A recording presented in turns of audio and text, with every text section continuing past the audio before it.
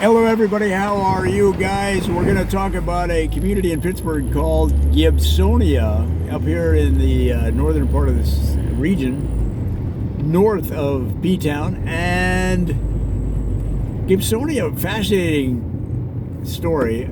It's Gibsonia, and it was named after the famous guitar company. Now I'm going to tell you a quick joke that has nothing to do with the story, other than it's also tied to Gibson. It seemed like a good time to tell it. So a lady was arrested for killing her husband by hitting him with his own guitar collection. The judge says to her, "First time offender?" And she said, "Nope. First a Gibson, then a Fender." Oh! So with that in mind,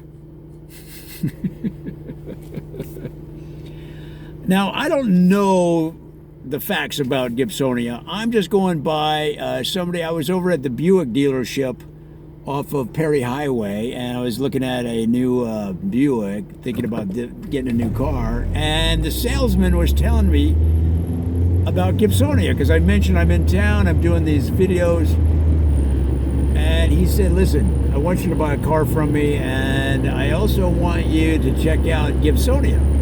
He said the town is named after the famous guitar company, guitar manufacturer, guitar brand Gibson. And I said, "Well, of course. I mean, now I have to." And so he gave me some background on it. I don't know that if it's what the accuracy is. If you know anything, let me know on the Twitter machine. So Gibsonia was named after the famous Gibson guitar company, and they were manufactured here for many, many years. Because Gibson was started as a brand in 1876. It was one of the brands that marked the change after the Civil War to an industrial society. And it was one of the very first factories in this part of the Pittsburgh area. Now, Pittsburgh proper, what I call Pittsburgh proper, the main city, they've been manufacturing stuff since the late 1700s. Now, up here, some were, but Gibson was one of the first mass manufactured products, right? It used to be, when they said manufacturing in the 1780s, they were talking about,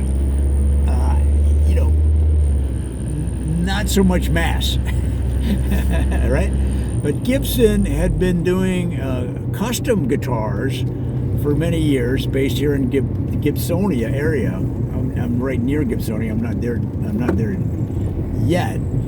But we're heading that way, and they were one of the first musical instrument companies to go to mass manufacturing. And Gibsonia had the factory, the Gibson factory. Now they've since moved from this area, okay, because they needed bigger facilities, they needed better distribution, and now they probably wish they had stayed, because this area has all that. The power grid, there's a lot of things that go into consideration when you're building a large manufacturing facility. And another consideration that people don't keep in mind is, or what might affect their decision making today, is electric guitars, for example, are not as popular as they were. Kids are not buying rock and roll guitars like they did in the 50s, 60s, 70s, and 80s. What are they doing? They're making hip hop, they're making electronic based music, EDM. So Gibson started making handmade custom guitars, and then moved to mass manufacturing in 1875. It was one of the very, very first musical companies to employ large scale mass manufacturing. And yet, because of their quality, they were able to maintain their brand, maintain their image, maintain their quality, and musicians around the world have been playing guitars ever since.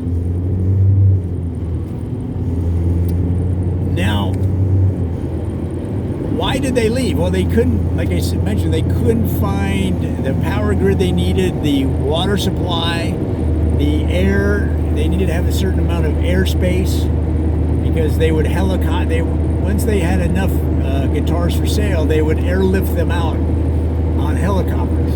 They bought these Army surplus helicopters with those huge rotor ones that when they go over your neighborhood, they sound like they're going to pull the houses out of the ground with the power of the rotors on the blades. And they would airlift them to the railroad depots, the railroads in Pittsburgh. And they would put them on railroad cars and ship them around the country via railroad cars. And then they would lift the containers off the railroad cars onto trucks, where they would then take them to the stores, distribution centers, and then the stores.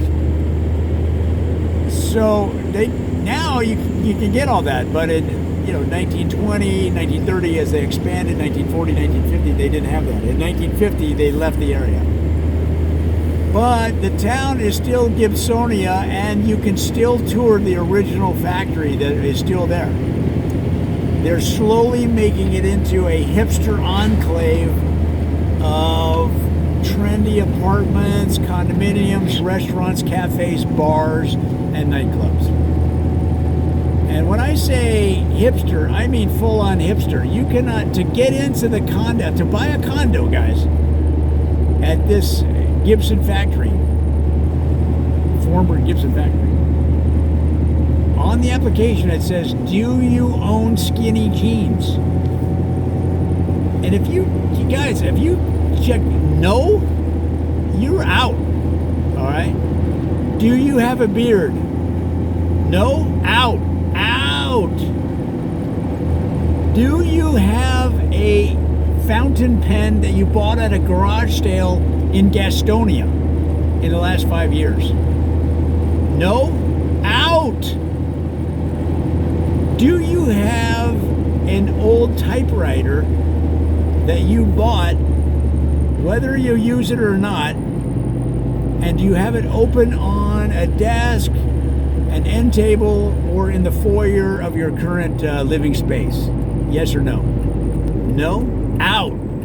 So guys, that's how strict these condos are. They want a true hipster, an authentic, dyed-in-the-wool, okay, puts oil in their beard every morning type hipster.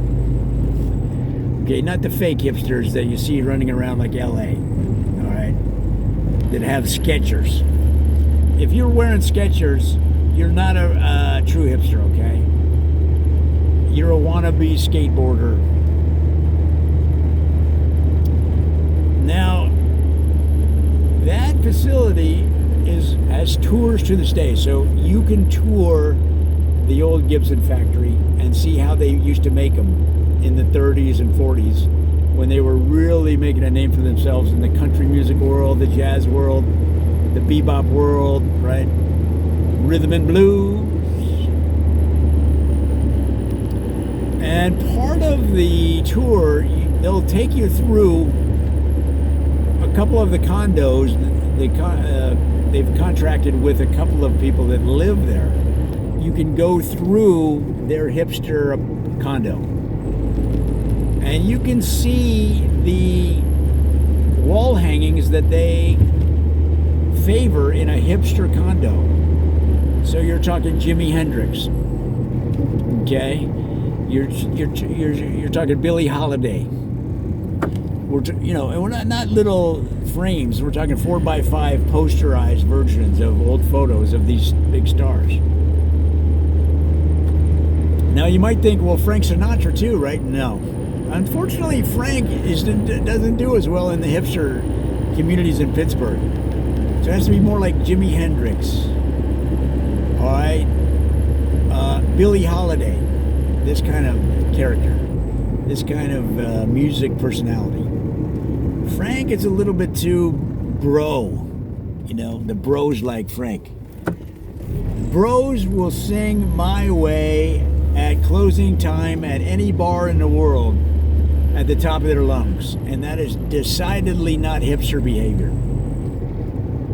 Hipsters quietly sing songs under their, very like low level singing at closing time. That's how the hipsters handle it.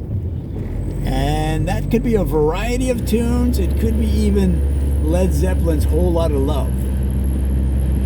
Right?